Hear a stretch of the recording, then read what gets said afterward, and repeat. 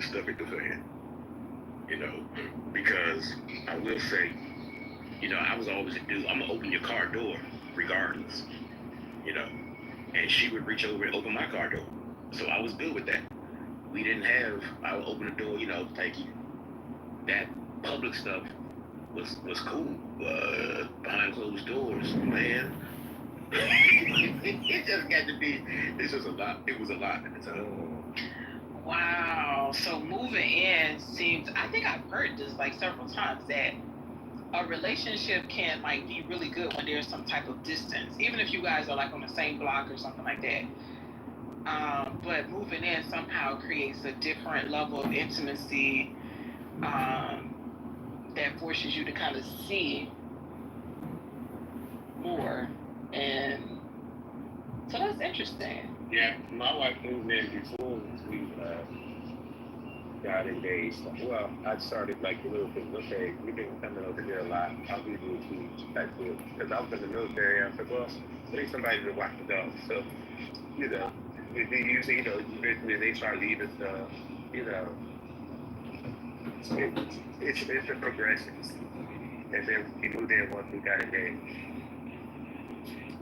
Oh, okay. Now, did you guys have challenges to overcome, Ty, in the beginning? A little bit. It wasn't terrible, but my wife had an adjustment because she wasn't used to doing like long term, and then like this is a permanent thing when it comes to engagement and marriage. And so, and especially with her parents being right down the street, that's where she was living at before, so it was an adjustment for her. I would say more than me. Oh, because you had been married previously, though, right? So you had more experience. Well, I was engaged before, but just being with somebody a long time, I was okay with that. You know what I'm saying? That's not a problem for me. I'm the easygoing person. I'm not high stress for I'm not just kind of It's not bad. Okay, wow. Okay. This is interesting. So, Ty, how did you develop your patience? Because I think that's where... I'm born with patience. I'm a really patient person. You know what I'm saying? I'm patient. I'm really patient.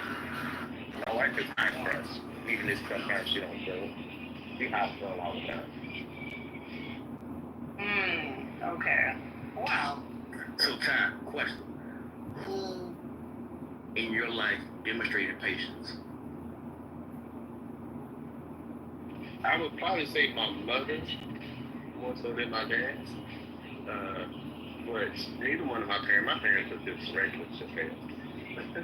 When it comes to relationship wise, they've been together for 50 years, but it's reckless. So me and my wife's relationship actually mirrored a little bit with her parents. We try to model that. It's calm. My house is so quiet. It's calm. That's a beautiful thing, boy. They don't understand that. Like I didn't walk around the clubhouse. If y'all wouldn't get those background, then nothing happening at the house. It's quiet as hell. Yeah, that's an asset.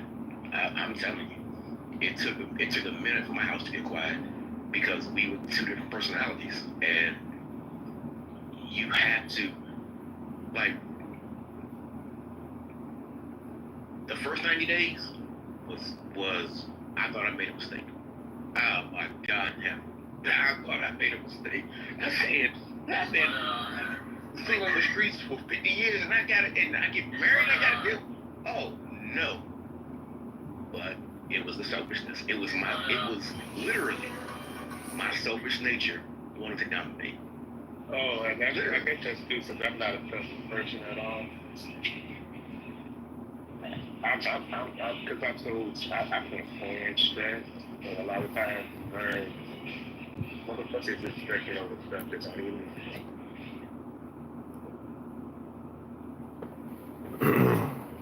Wow, because you've been married now for what, 20 years or something? We've been together. We've been married 18, been together.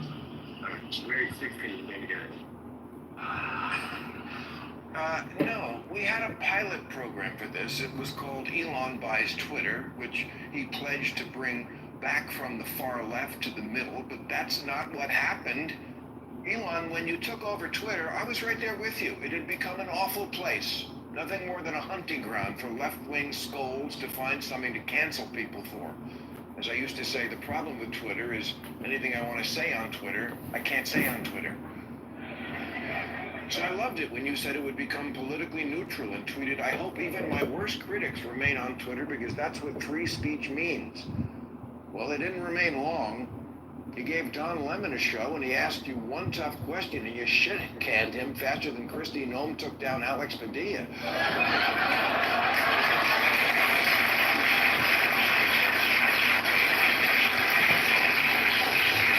You just switched it from a place conservatives felt supremely unwelcome to the reverse, and that's not what it looks like to appeal to 80%. Neither was Doge. Did we all think that there was some bloat in government? Yeah, sure. But you acted like a doctor who always wants to pull the plug and harvest the organs while the rest of us are going, I just came in for a bikini wax.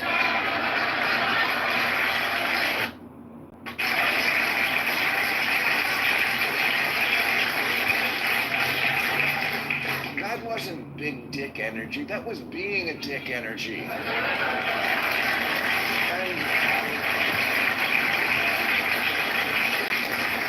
Until USAID, you had a pretty great scorecard for saving, not taking lives, and making life better. You made electric cars a commercial reality. Giving Starlink satellite service for free to Ukraine is what allowed them to survive against Russia. Neuralink is soon going to allow a paralyzed person to walk. SpaceX lands reusable rockets upright, which is so much better than the old method, crashing.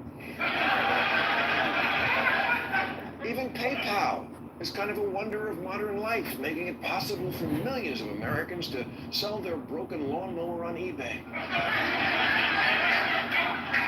And you got the biggest one of all right, before anybody, recognizing AI as an existential threat. Although I have to say it did a pretty good job at writing the words I'm saying right now.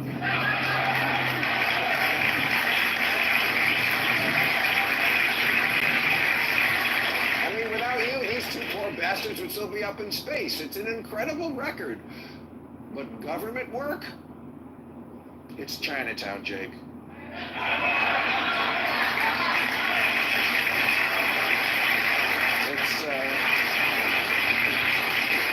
It's not for people like you. Was it worth a try? Sure.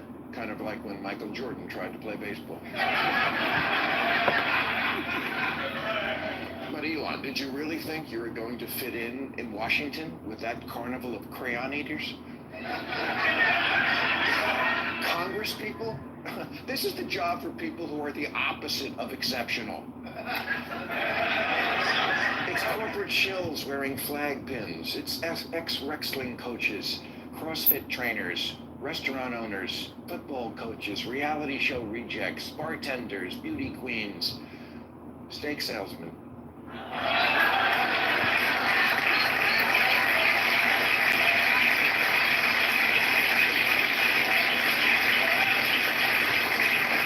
Dude, they literally shoot things in their campaign ads.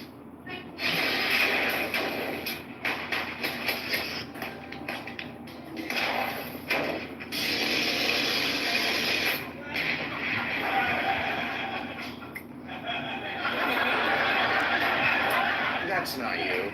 That's not you, and neither was this.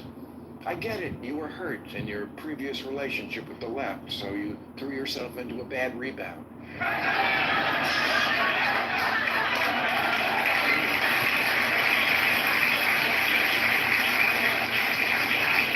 We've all been there, man. I just want you to look at everything you developed before Trump.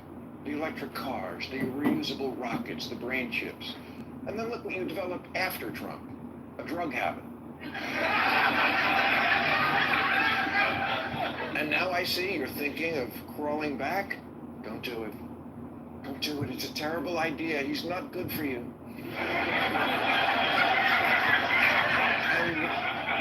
And we need our boy genius to be more stable. Come on, you're older now. Pretty soon you might even start having kids.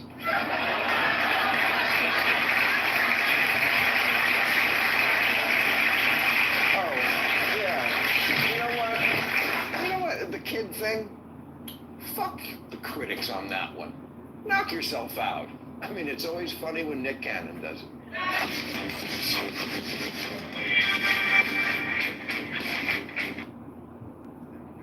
Bill Maher's thoughts on Elon Musk and a third party, which, who knows, we might need a third party in this country. I'm with Bill Maher. I don't know that Elon's the guy to do it. I'm going to go to Rick Sanchez from the great state of California. Rick, would you like a fresh five, my friend? Yeah. Well, Maher is pretty good at that type of political commentary. It's pretty good. I don't like him on some things, but he's pretty good at those. Is that his end of the show commentary? Yeah, I think that was his end of the show new rule, yeah. Yeah, his new rules are usually pretty good. And Rick, I don't know what you want to talk about, but if you wanted to talk about the ICE raid on the cannabis farm a day or two ago, that would be amazing. But if not, well, I will talk a little bit about that. But first, I want our previous speaker had said something about Mayor Bass making an executive order to ban ICE. If we want to become a better country, we have to do better research than a meme. I put the text of the executive order in the chat. It doesn't do anything about banning ICE at all. So you can read the executive order yourself, or you can keep reading the memes.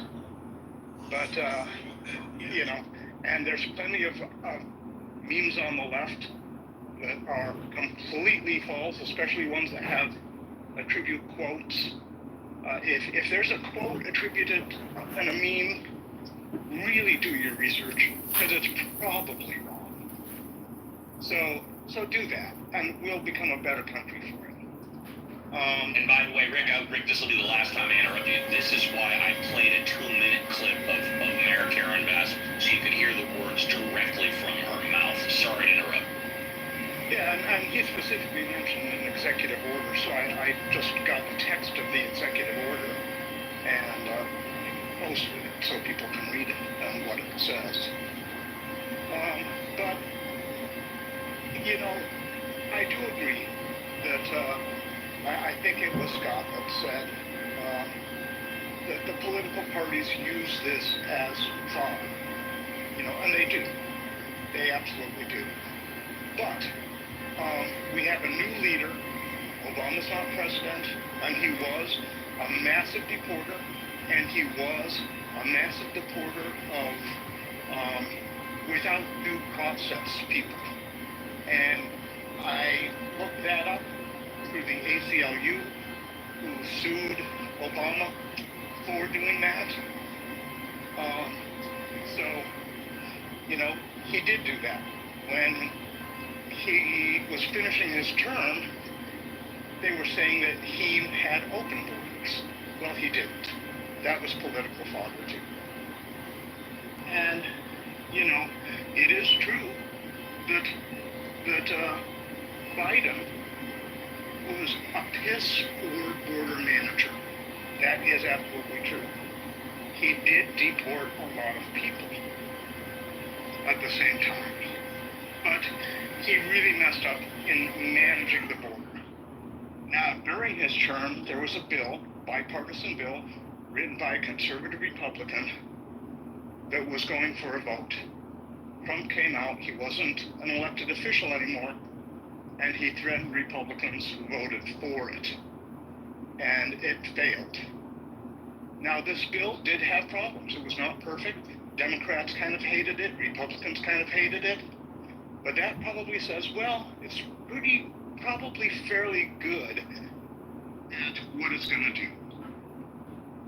Trump could have come into office and said, I'm bringing that bill back, Congress, I want you to fix it.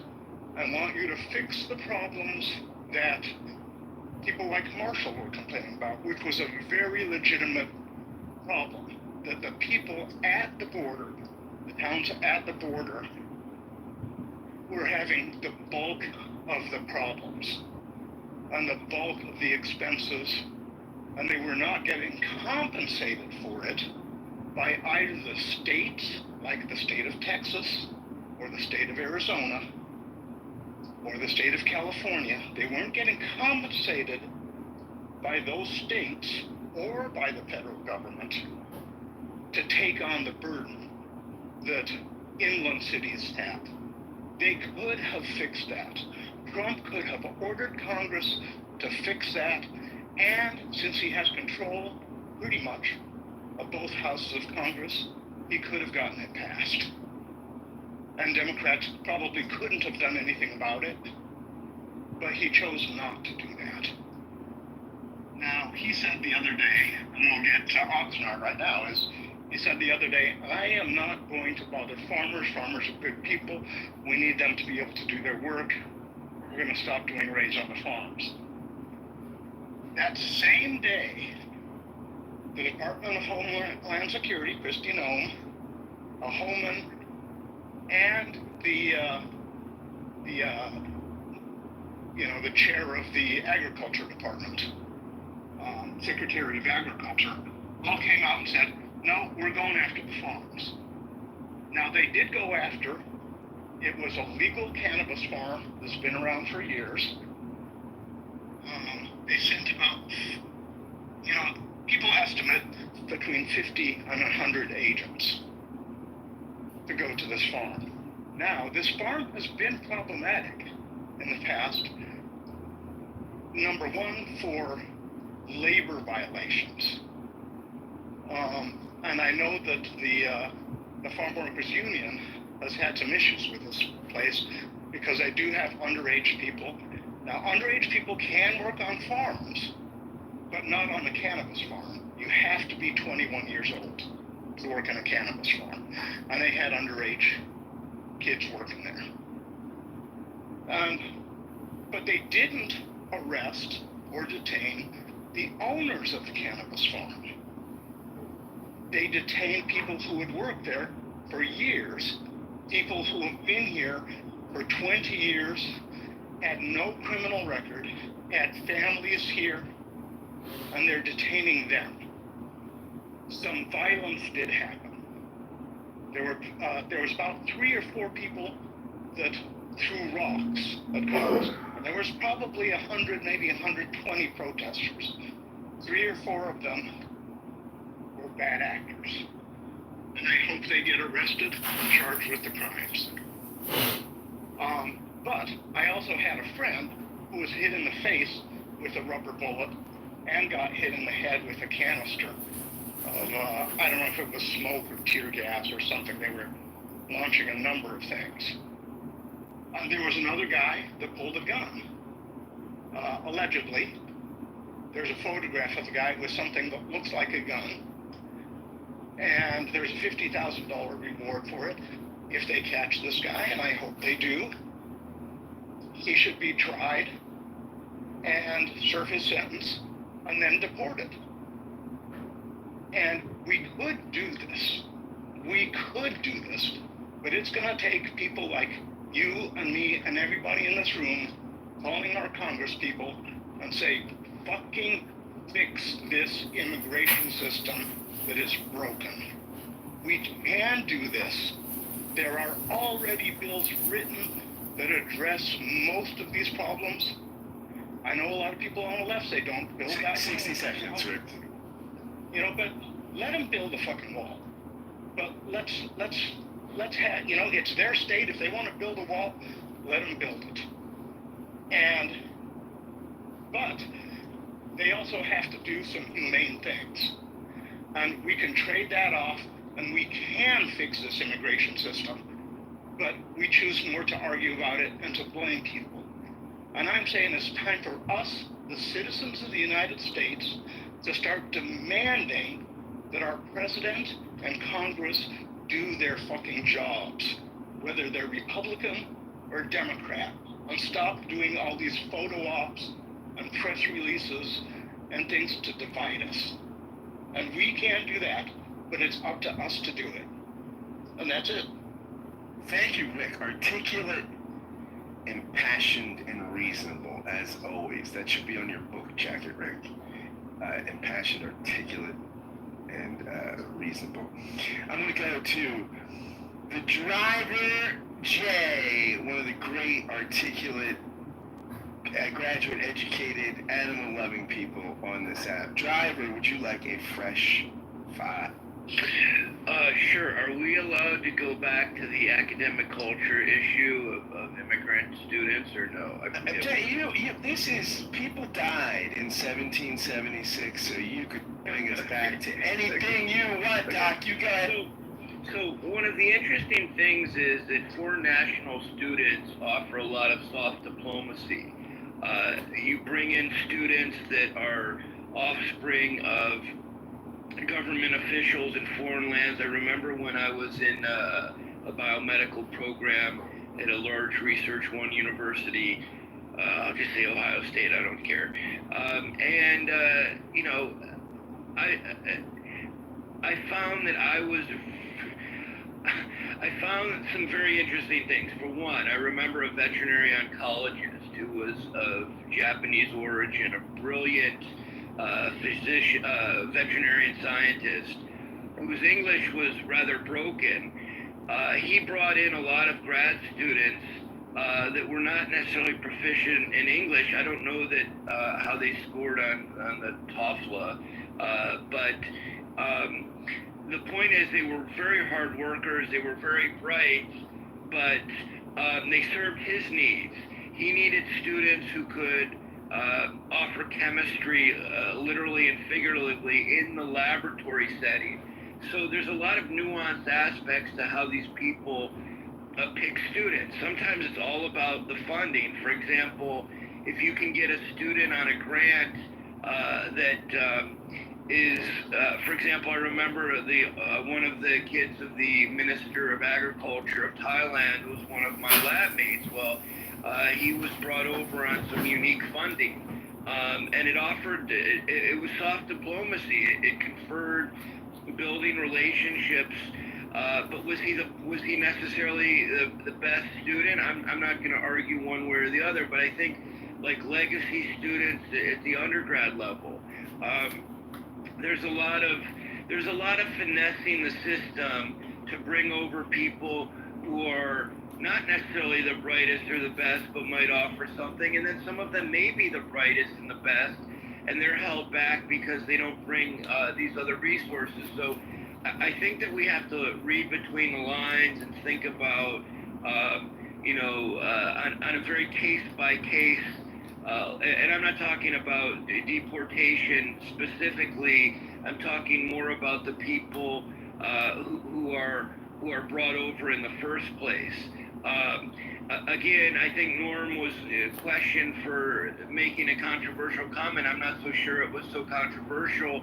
The notion that people may not be as qualified to come over here with degrees from other nations and then seek board certification in the allied health practitioner space, if you will. There's some truth to that. Now, some people are really qualified, and then they have to go and start over and get a degree in the States and then seek board certification. So it's fair to some people and completely unfair to others, but that's the place that we live, and those are what our freedoms offer. So anyways, thanks. Thank you, Doc. Always a pleasure to hear your voice, my friend. Always nice to see you. I want to go to one of the mod squad. Cora, you had something to contribute, I believe.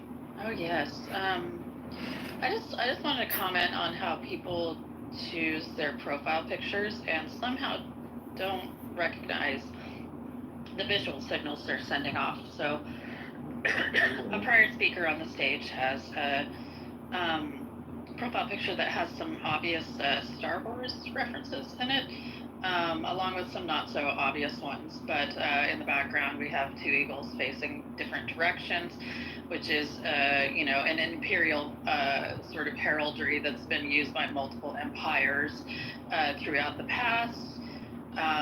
We have the president holding a red lightsaber, which means he has been corrupted by the dark side and is subject to acting on his negative emotions. And then we have him wearing the dark robes of Anakin Skywalker, particularly the hooded one that he used when he murdered a school full of children. So, yeah, it looks like cool, muscly Trump, but I think you've been punked there. You don't know what you're showing there. Sometimes it helps to consult the nerds. Words to live by. Consult the nerds. Absolutely, I couldn't have said it better myself. We're gonna go to Daryl. Daryl, you have something you'd like to contribute as a member of the Mod Squad. Yeah, really quickly. Donald Trump's never been built like that in his fucking life. It's absolutely amazing. Does hit the ball a long way for his age, though, and his lack of athleticism on the golf course. Like kind of a strange swing, but it's like Jack LaLanne, man. He's doing like what do they call it? Resistance exercises or whatever the hell that is. My particular avatar is an egghead dad and an egghead kid frolicking through the tall grass, and it was meant to be fun. I wanted to quickly. We are currently at a stage where we import more doctors, and I posted 2 articles in the chat. I think back in 1981 we only imported 9% of the overall doctors, and now we're up to, I think, 25%. Some of the really good schools, NYU, I think Columbia, the other doctor in the room might be able to correct me, but they've really either reduced or eliminated the cost of medical school because fewer and fewer younger people were choosing to become doctors for economic reasons. The amount of student loans that they would have to take out, and then how long they would have to work to not only pay off these loans but to actually start making money in the healthcare industry is daunting. I raised my hand because I think it was, what is her name, Joe had mentioned before about war, and more, I guess, younger people are believing themselves that we are marching towards war. And what I would like to say is that if you talk to some economists, we are already at war. It's not necessarily kinetic war. It's more like economic wars. I think we talked in the chat the other day about BRICS and who the United States sees as economic enemies, China being one of them. But we are already in the beginning throes of what will be conflict, even if that conflict is more economic conflict than actual boots on the ground. I don't personally believe that the future of warfare in this country with regards to America will be like boots on the ground. I think you can look at what we did to Russia in the Cold War. We basically bankrupted them to the point they had to stop fighting, or they had to quit. Wars don't have to involve soldiers and navies and all these things when we can simply starve others to death. And I think that if I were to ask anyone in the room, when did World War II start? I think most people would probably say 1941. But what I would say is that if you were to ask China, when did World War II start, they'd say 1937, when Japan invaded them. So some things are not as obvious depending on where you stand, your GPS codes. But I do think like we are already in the beginnings of conflict or quote unquote war. I just think it's more economic this time around. And thank you very much, Daryl. And thank you, Reverend Scott, for taking over for me for a half hour. Well deserved. Thank you very much. And for those of you that are in the audience and want to come up, please, this is your last chance, because as it gets closer to the top of the hour, it's going to not only become difficult, it will become impossible. Welcome to another great edition of Ask Uncle Steve with the Mod Squad. I have assembled the best Mod Squad in the history of Clubhouse. Unlike other Clubhouse rooms, we encourage everybody, especially the new speakers, to come on up and talk about whatever you want. Everything is on the table, and nothing is off limits. My Mod Squad has a wide range of fields of expertise and knowledge, and you can either go on a narrative, just have a take and don't suck, or you can engage with me or my Mod Squad. New on stage, I believe, is it Andrew? Andrew, have you spoken yet? Andrew, have you spoken yet? Okay. Let's go to Yakov. Yakov, would you like a fresh five? No, I just came up. I'm really, really tired, but give me a few moments if there is time. Okay, if there is time, we'll go back to you. Fair enough. No, go on. It's okay. Go on mute. We will come back to you, I promise. Let's go to Andrew. Andrew, are you there? Okay, let's go to Normo. Let's give El Normo his last fresh five, and then we'll give him a first-class me and the mods will give him a first-class escort to the VIP. El Normo, would you like your last fresh five? Yeah, thanks. How's the audio? Yeah. Pretty good? Yeah, good. Super. So, I'm going to talk about Trump a little bit, because he seems to inspire a lot of ideas. Lying will do that. Go ahead. Well, to call Trump a liar is sort of like calling... Well, I didn't actually call him a liar, even though he is time and time again. I just said lying will do that. Please continue. Yeah, but yeah. The clear implication is you meant his lying will spark a lot of conversation, correct? Absolutely. It also has a tendency to deflect from other issues, but go ahead, yes. Well, that's kind of a good point.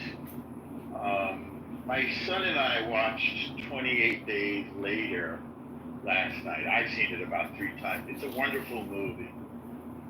And it opens with PETA, People for the Ethical Treatment of Animals, breaking into a monkey lab where they are studying the effect of viruses on primates, and these well-meaning buffoons, not to be confused with the baboons that they're breeding, these protesters in their black outfits and their face masks free the chimpanzees, unleashing upon the world a virus that pretty much wipes out humanity. So it's a real smack against PETA.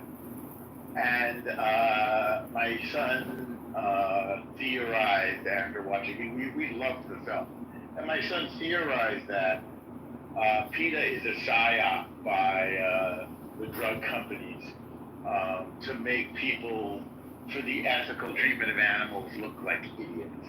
By the way, Normo, if you never saw the movie Project X with Matthew Broderick, that is also a movie where they teach, where they talk about the effects of viruses and disease on monkeys and spaceships. But go ahead.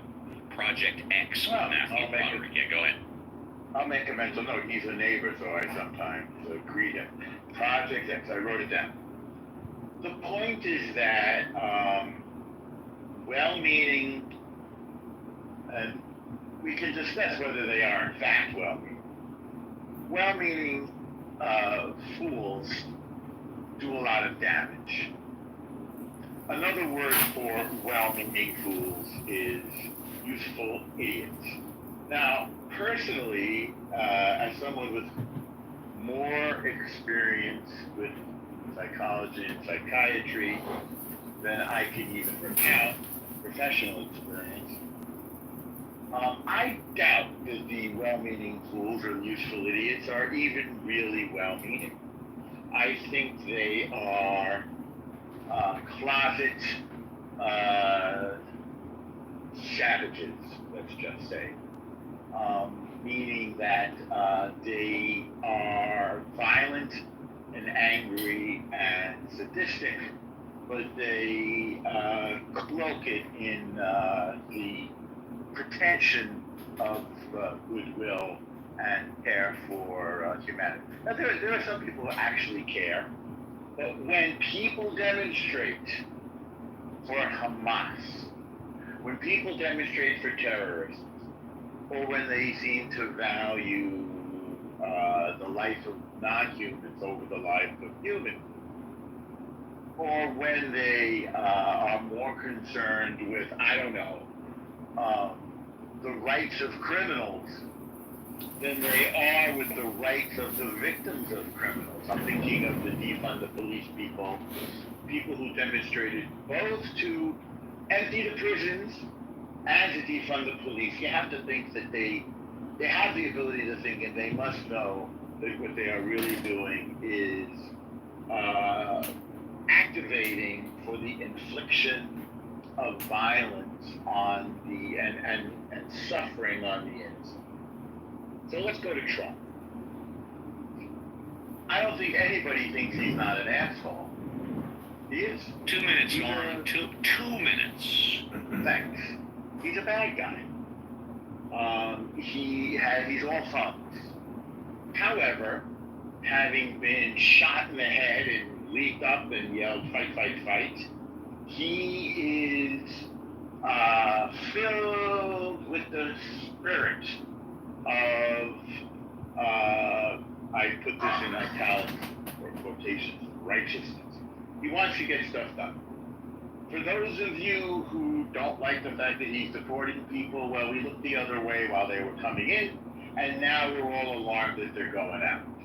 For those of you worried about war, we looked the other way when people attacked us and everything that we hold dear, left and right and center, over and over and over again. The terror attacks, the infiltration of the schools, the infiltration of our legal institutions, etc., etc. We look the other way. And now we are alarmed when we're dealing with the people who've been attacking us. Now we say we're worried that we're slouching towards war. Well, let me tell you something. We've been at war for a while. We just haven't been fighting back. So we have our villain, we have our Ajax, our Greek bad guy, in reference to Greek myth and legend, who is kicking some ass and reestablishing deterrence. Because one thing that the cowards who attack us is afraid. They bullies. 30 seconds. 30 seconds. Sure. So what Trump is doing is he's kicking the ass of the bullies, and they are cowering. It's not pleasant, but it is necessary. I'll land it there. Thank you. And mods, I need you all to get together. Get that first class escort down to the VIP. Here we go for Norm. Thank you, Norm. Let's go to Joe B. Joe B, would you like to say goodbye? Yeah, I would. Goodbye. No. I wanted to go back real briefly to Cuba. Do it in 2 to 3 minutes. Thank you. I can't. I lived there for 4 years, and Cuba was a very interesting community because people were passionate and basic and ordinary. The leaders were the communists, and they kind of browbeat the ordinary people. And they ended up being pretty invested in the black market, in there. Thank you very much, first class escort to the VIP. Let's see who I'm going to call on. Try me this time, Steve. Yes, Andrew, take a fresh 3. Go ahead. Yeah, I had technical issues. That's okay, no problem, my friend. To the north, take a fresh 3. Yes, thank you. Good morning, everybody, or good afternoon. I did not pay much attention to the United States. It was there. We all know about it here in Canada. It's culturally, it's hard to ignore. And then Uncle Steven, the Mod Squad, came on Clubhouse, and you've been enthralled in it ever since, right? Oh yeah, that's. No, the reason that I started to really look at the United States more closely was the rise of Donald Trump. And I think the first thing that really, and this is going back towards 2015 when he was first on the stump, or whatever you want to call it, campaigning, and the rhetoric that was coming out of this man was alarming as far as I was concerned. It reminded me of things I'd heard in the past from several leaders of renown or infamy, shall I say. And so I've been watching it ever since. And in this conversation today, I think one of the things that stands out to me is something that, well, Rick kind of alluded to it, that you need to be more active in your towards your elected leaders and pressure them. But something that Dr. Francis said, and I think when I look at what's going on in the ICE raids, etc., and the whole issue of immigration in the United States, it is the lack of humanity that comes out. Now, it is true that Obama deported more people, and he had children in cages. Didn't learn that till after the fact myself. I don't know about the rest of you, whether you knew that was going on at the time. But overall, what we're seeing now is a lack of humanity in the way that these people, ordinary people, are being treated. Alligator Alcatraz, for example, I'm not so worried about the alligators and the pythons. I think if I was there, I'd be more worried about the mosquitoes, because they, in fact, kill more people than any other creature on the planet through malaria and other diseases. That is a true statement. Please continue. Yeah, so I think I'll wrap it up here. I really think that this lack of humanity is going to be detrimental to the United States. It used to be that the United States, for the most could point, I say, to other countries. They're treating these people incorrectly, inhumanely, etc., etc., etc. And that is no longer the case. You've lost all that kind of credibility that you had enjoyed up until now. And this could also go back to Guantanamo Bay and the treatment of those people, enemies or not, and torture, waterboarding, all that sort of stuff. And so it's hard to point, it's hypocritical to point at others when you're doing the exact same thing. Thank you much, Steve. Andrew, always a pleasure, because the show is better with you than without you. First class escort to the VIP. Alan, we'll get to you in a moment. Let's go to Yakov. Yakov, would you like a fresh 3?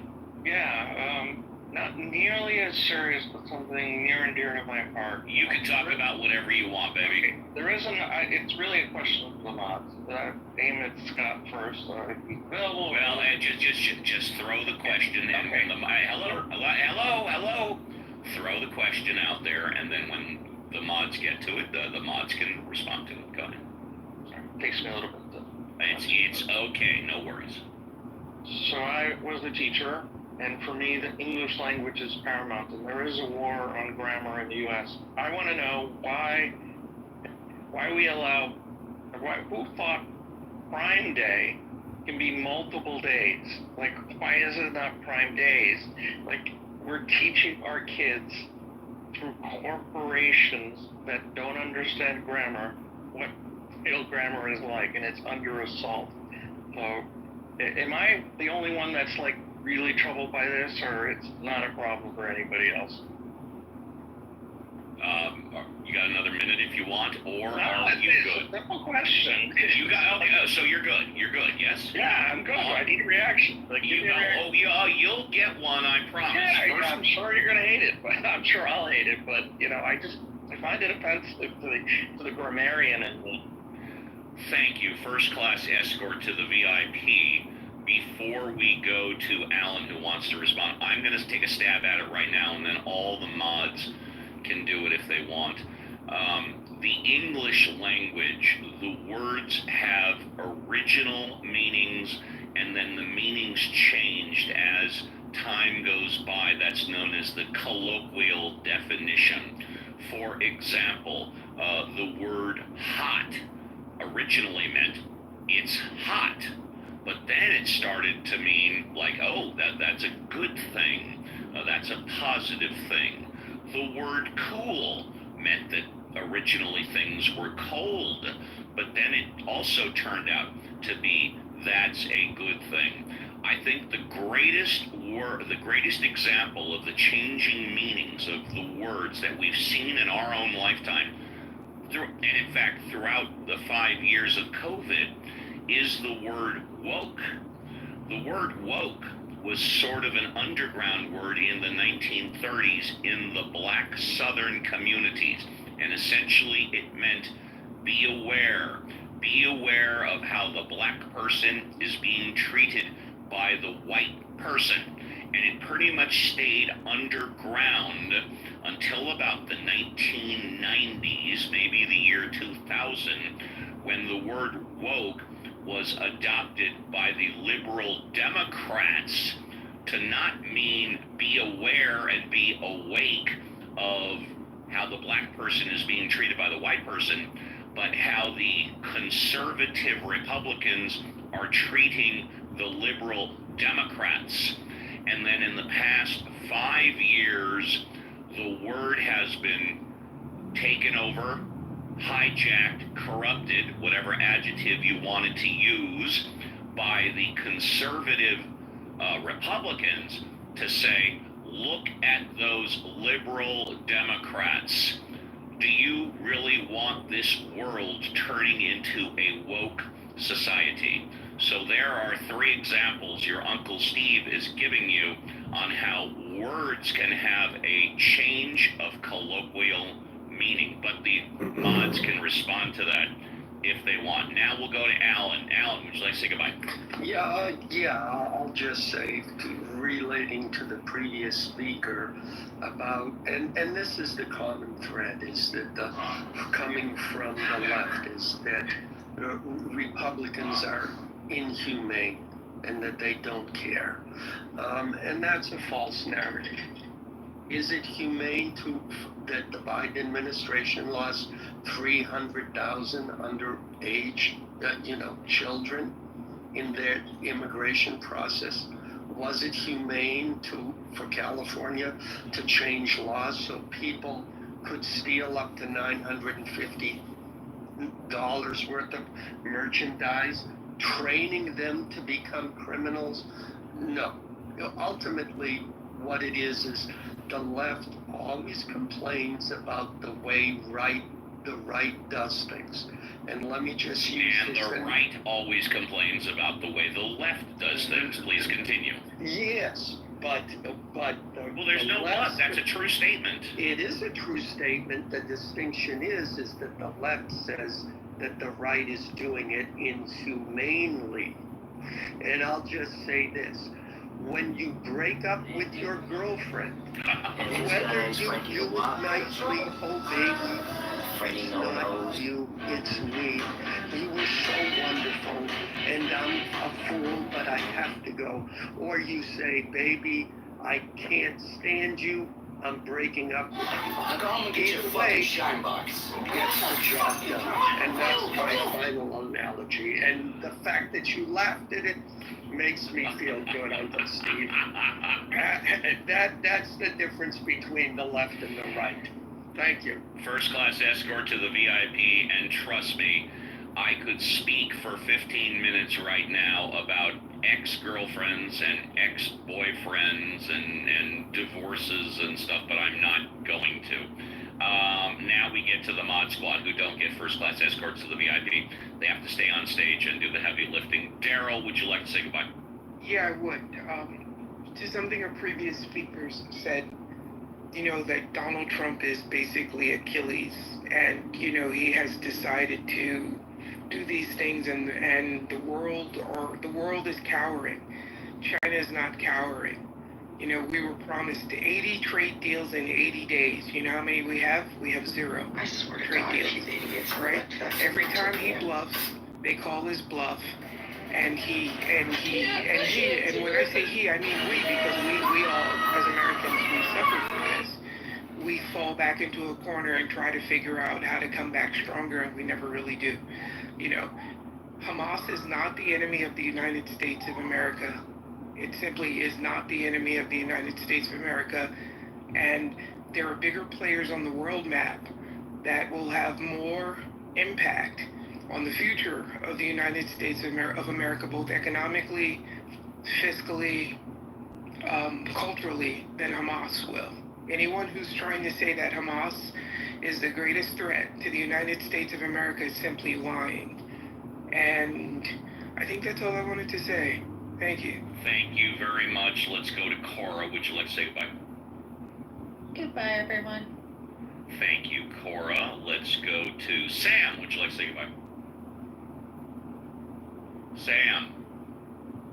Hi. There you go. Yeah. I have 2 comments. One is to correct some incorrect facts that were given here. I hope none were given by me. No. Oh, thank you, Sam. Sure. First thing is that Dr. Francine's cardiologist turned medical assistant is not suffering from that fate because he's a Cuban national or a graduate of a Cuban medical school. He's suffering that fate because he's a graduate of a foreign medical school. In the United States, if you're a graduate of a foreign medical school, it doesn't matter from what country, unless there's some countries that have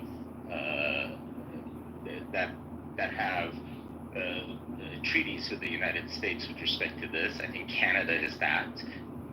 That if you come to the United States, you have to take this test, so ECFMG, examination of competence for foreign medical graduates.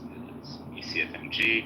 They have to take that, and then they can once they pass that, they can sit for the kind of general practice internal medicine board of the particular state they're in. However, some residencies depends on how they're impacted or how difficult they are, etc., will require, after the passage of ECFMG, for the candidate to repeat the residency in the United States. But they could practice as family medicine or internal medicine after they pass ECFMG, or they could sit for the boards of the state they're in. So that is for basically if you're French graduate, English graduate, whatever they are. My father was, as you know, we were immigrants. My father was a British trained radiologist. He didn't feel like taking the ECFMG, so he didn't practice medicine in the U.S. He was a property manager. And so that goes for everyone. The employer of a foreign graduate can ask for the waiver of this ECFMG requirement, and in some cases, if the physicians from a highly reputable country like Great Britain or France or Germany, then and they have an offer of employment in the United States, they would waive. They can apply to waive the requirement of ECFMG, but the requirement is there. So that's one thing. The second thing is that one of the prior speakers referenced Dostoevsky's The Idiot and the reference to the word liberal in that book. I wanted to point out that Dostoevsky wrote that book in 1869. The term liberal at the time didn't mean is what we call the small letter liberal, the capital letter liberal. The liberal that Dostoevsky is talking about is basically the United States. That is, everybody in the United States is a liberal because we believe in all men are created equal and are granted some inalienable rights of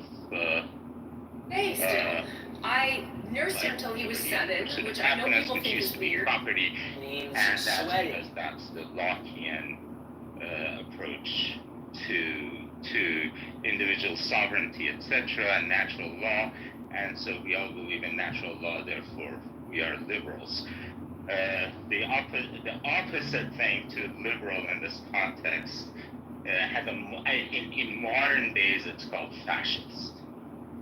Is a person who doesn't believe in individual sovereignty, doesn't believe in natural law. So basically, what is enshrined I can't do this anymore. I'm literally sick. I'm literally sick to my stomach. Religion, and freedom of assembly. That is liberal in the way Dostoevsky talks about liberal. Our modern usage of big letter liberal started in the 1950s. Before that, liberal didn't mean this. So, thank you very much, everyone. Have a wonderful weekend. Thank you, Sam. Let's go to Lynn. Lynn, would you like to say goodbye? Yep, it was a great show today, guys. Thank you for all your input. It's given me a lot to think about.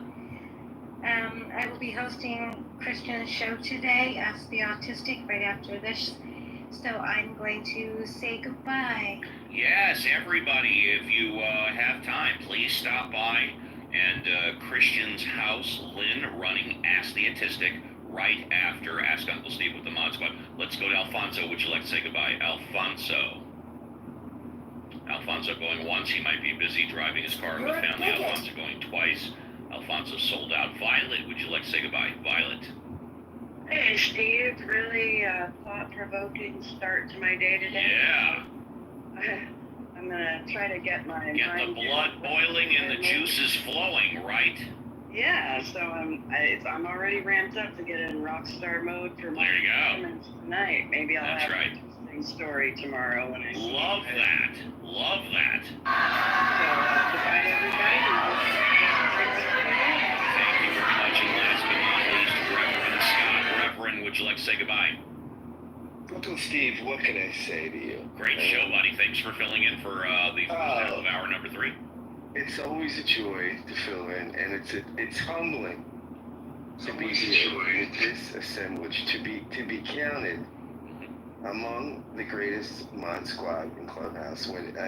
This is a group of peers that I just struggle to keep up with. I'm honored to share the stage with them and with you. Are you watching me the first build to finish this restaurant food challenge? So the challenge is 2 pounds of meat and 2 pounds of food today. And if you finish it, you get your meal for free and a t-shirt. Spoiler alert, I got the damn t-shirt. The waitress said she's been working us for over a year and she's only seen 3 people finish it. And today was her 4th. Nice little cleanup to some spoiler lady. And if you representative should go stronger free, ready to house down the 6-pack burger like it's nothing. I was hoping that this time the weekend to get cows and beef, given the fact he's like cows, so I started covering 7 a.m.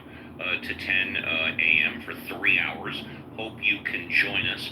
From the bottom of my heart, I wish you and your families a great remainder of your Saturday. And we'll close it with this. We opened up talking about immigration. We kind of closed talking about immigration. You walk out But whether or not you walk out loud there. you're talking about immigration, aliens, displaced persons, immigrants, evacuees, exiles, foreigners, castaways, defectors, whatever the case may be, I think we really could be talking about refugees. Take care, everybody, and be careful on the clubhouse streets. See you Monday.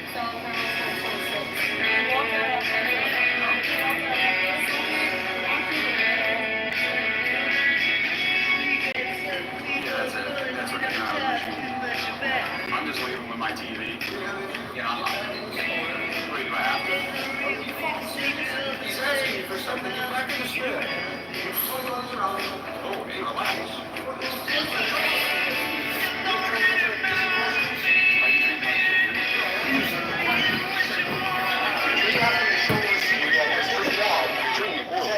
Yes or no? Is this your job to treat me like shit? No, it's my job to make sure that people aren't stealing from this business. We just search those. I'd rather not, no. You have a form of identification in your wall. We don't have to show it for you. Right? If you're taking a job in the investigation, you just told me that you were taking a here's my receipt. What's your name? Right? You just call me. I have to go into that who was being discriminated against when it came to housing. This has been since way back, and it hasn't stopped now.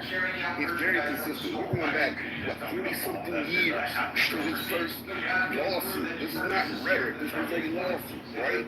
So when we see something that consistent, and you choose willingly, because I know how intelligent you are, you willingly choose to turn a blind eye to the obvious. That's how you. So, Gemini, to respond to you. The only racist birther parts of Trump's story. Just let him I'm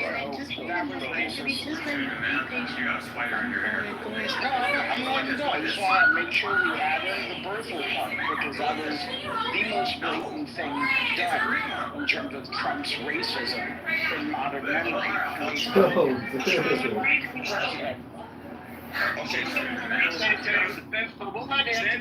Go to sleep, point. Since Scotty said that this is, thank you. Since Scotty said that this is the most blatant thing that he's done as far as racism, I would like to point out to you that Hillary Clinton was the architect of that whole process. She was the person that created that started that. She was also Barack Obama is the person that she tried to call out about his you know, where he was broken status. She was also his Secretary of State. So was she the one that Hillary Clinton, did I not call her not racist? The black Let's not finish so that we can actually learn from what you're racist. I get it, but I want to hear you so that we can actually learn from what you have to say. Right now, all I hear is you trying to block him from saying what he's talking about. Okay? Please. Oh, no, I'm done. Go ahead. So anyway. No, I don't want you to teach us. So anyway, right, now Scotty came off his mic to say, did I say that she was not racist? So the person that she accused of being born in another country, the racist, he made her his Secretary of State because he's dumb. He's not very intelligent. He's not articulate. He was not a two-time president. He was so dumb that he made a racist his Secretary of State. This goes back to we call everything racist. This goes back to we minimize the word. We lessen it. We're the boy that cried wolf, and it's embarrassing. Can you directly address? It's embarrassing because. Can you directly address? I gave you a series. Gemini. I was getting to it. When you landed, Scotty jumped in, and he said that was the most blatantly racist thing that Trump did, and he got eviscerated. His idea just got eviscerated in front of everybody on the stage. He got eviscerated. He was just destroyed. His idea was jumped to Charles D. It was an idea was embarrassing. No, gotta touch this thing. Trump is Cut a it out. racist, though. Where do Because y'all he's get a that from? fucking Make me liar. stop. Because How Anthony's do a you fucking address liar. how do you address the nation about jobs and low paying jobs and identify black people? He's a fucking racist. 100%.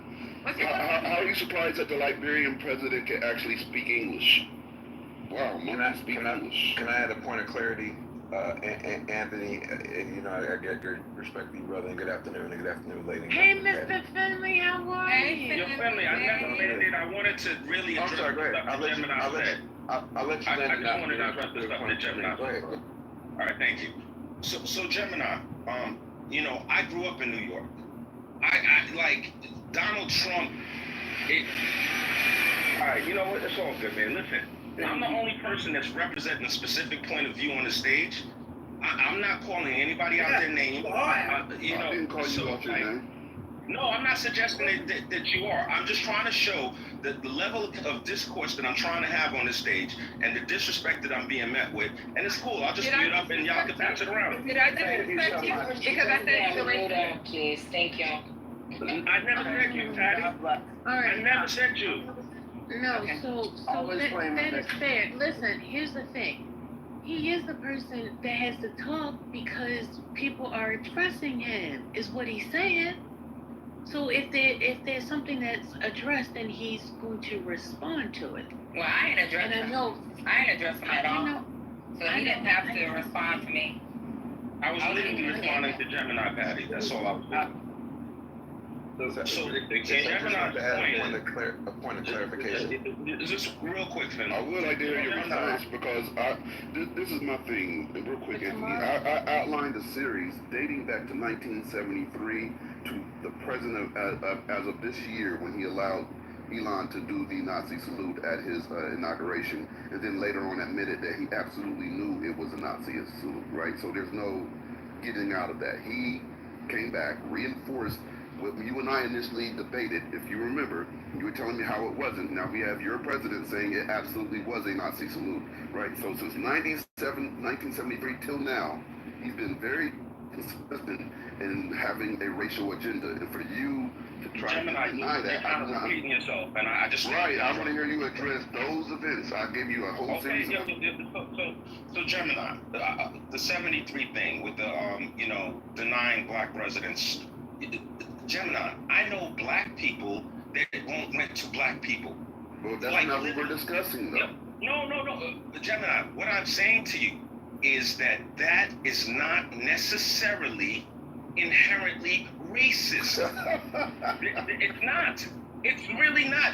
When I say to you, I know black people that aren't renting to black people, I am saying to you that there's a reason. works? Like, no. Give me a fucking break. We can't discuss idea. We can't discuss ideas. You see how I work? I'm saying I'm stating an idea, and I'm dumb. I'm not insulting Can I ask you anybody. one favor? Anybody, any name. For the sake of this rebuttal, Gemini, I would just like to land, bro. can I ask That's you all one? I'd like to do. I'm gonna give it to you. No, I just want to Gemini, ask you one thing in your flight. I'm gonna give you one rule in your flight, please. Before you ask me anything. But I want you to start. Don't delineate. I want you to stay on topic. Don't talk about what other black people, Obama, nothing. Stay on. Gemini, this is not a forum that I can express anything in. I'm cool. I'm cool. He can't stay on topic because he never has a fucking point. You know, I'm gonna get my Saturday He started. never has a fucking Y'all have a good. That's why he can never stay on topic. Like you Goodbye. Oh man! Wow. bring up other shit. He has to because he has no fucking point. He has a point. Can I make a quick point? I just wanted to make a point. It's a I lie. think Mr. Finley It's a let lie. Mr. Finley say something. He's new. Oh yeah, go ahead, Mr. Finley. Yeah, I just want to make a point of clarification that continuously gets brought up, and it drives me absolutely crazy. Hillary Clinton did not start the birtherism movement. There were a couple staffers on her campaign, nobody high up that had some emails that circulated. That's it. Hillary never acknowledged it. She never ran with it. She did nothing. That's all. They found this out after the fact. And she actually, they actually called Obama's campaign to apologize. Right. Exactly. And so, and they found out after the fact, after Trump started running with it, right? But I hate that they keep saying that Hillary was the person that pushed this when she absolutely was not. And you know, I vacillated with my opinion on Trump and racism because on one hand I'm like he's an opportunist, on the other hand he's like he's a racist. But I don't even bother with it anymore. The fact of the matter is, and the net of it, he's a trash person, point blank period. He's not a man of integrity. He's not a good businessman. He's just a person that inherited a bunch of property that happened to hold its value over the years, and he's got a little bit of money and some fame, and that's it. Thank you. I did post a link to that story, Mr. Finley, in the chat. I think. Scotty, that should go ahead, man. I think he's racist for a number of reasons, but one of the biggest ones is that when your parents are racist, it takes effort, like conscious effort, to escape that racism. And I know that Donald Trump did not do that effort, and his dad is blatantly racist. So I think that's the end of the story. If Obama allowed a Black Panther to come up during his inauguration and throw up the Black Power salute, do you think he would have been condemned for that? Of course he would have. That's exactly what Trump did. He was condemned for wearing a tan suit. Exactly. He was condemned for aligning with Jeremiah Wright. But you know what? Even Black Panther didn't even Nazis committed genocide. Yeah. There you go. And Scotty, what Mr. Finley said is 100% correct. It was some Hillary supporters, right, that had some emails that circulated that said the birther theory. She never repeated that. She never said that on the campaign trail. Those words never came out of her mouth. They actually worked on her campaign, the one that came up with that theory. Oh, did they? Yeah. That part I didn't know, but I just know she didn't do it. Like, everybody tries to attach it directly to her. She's never regurgitated that theory. She's never went on the campaign trail and called them out. Nothing. It was not associated with her other than the people around her that said that. And the Black Panthers, they were dismantled, right? But the KKK wasn't. KKK lives on in the MAGA part. Mm-hmm. I don't know if this is relevant, but I was having a conversation in another room about the fact that we've essentially what's the word? We didn't lay down the law hard enough on the Confederates after the war, and a lot of people believe that MAGA is an offshoot of that. You know what I'm saying? That whole ideology, and a lot of people believe, and I kind of agree too, that because we were so soft on the traitors, we allowed this foolishness to kind of linger and linger and linger and linger when we could have snuffed it out 100 years ago. I don't know, you guys have thought. Yeah, it's like the great-grandchildren or whatever, like their grandparents, they do like a favor to the Nazi grandpa now, basically. They say, okay, we're just gonna follow his last wishes or shit like this. I don't know, it's a weird timing thing in my opinion, because like a lot of these old World War II people, they're like 90 or 100 years old or something like this now. So I think all of them should be dead. But like, so they passed on this ideology, right, to their kids and like now, yeah, the grandchildren. So I guess we're battling those types of people, unfortunately. So, we are. I mean, people have to make choices, you know, and if you don't know what love is or how to love, you know, then that's on you maybe, or your parents, or society, or a combination thereof, you know. But you always and have to follow the intuitive part and hope that it's not like contaminated. In my opinion, and the reason why I go so hard on Anthony on this topic is, to me, racism is very similar to cancer, right? If you don't identify it and get rid of it early on, it festers and gets worse until it becomes critical, right? Until it becomes life-threatening, right? So as long as we sit here and turn a blind eye to it and act like it doesn't exist, it's only going to get stronger because it's not being combated or eradicated. That was my whole point. I am liberal put in the chat something about Confederates were Democrats, Republicans were from the North. Just to go through this history lesson again. Right. They don't understand the switching of the parties. I don't like when y'all do that. It's not the same Republican Party. They try to pretend that we don't know history. I mean, this is elementary. You don't even have to do that. McClellan, who was a Democrat, was the first general, the Northern general of the Civil War. I also want to point out that Robert Franklin Jones is his last name, who was a Republican, was a freaking fascist. He was a member of a Ku Klux Klan type group and a Republican. This is back in the 20s or the 10s or the 20s. I think so. Yeah, history is not as binary as the folks like to make it. But next up, they're going to mention Frederick Douglass was a Republican, which he was, and so they're going to go on that, even though that was on the party. Also, that claim that the South party shifted now for they claim that the South is the base of the Democratic Party is laughable, because when LBJ signed the Civil Rights Act, he said by signing this we're going to lose the South, and they did. And it was before that. That started during FDR with the New Deal and all that shit, like these social programs. A lot. It actually started with FDR, and it's slowly changed. So I don't know what's going on. I think most of y'all seen the movie Sinners, right? Mm-hmm.